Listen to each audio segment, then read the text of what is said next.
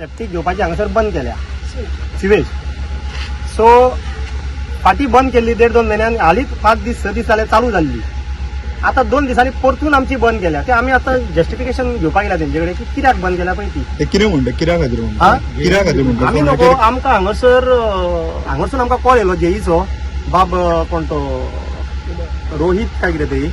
तेणी सांगलें तुमी मातसो वचा आनी मातशें हेड ऑफिसान इन्फॉर्मेशन काडात कित्याक पळय ती.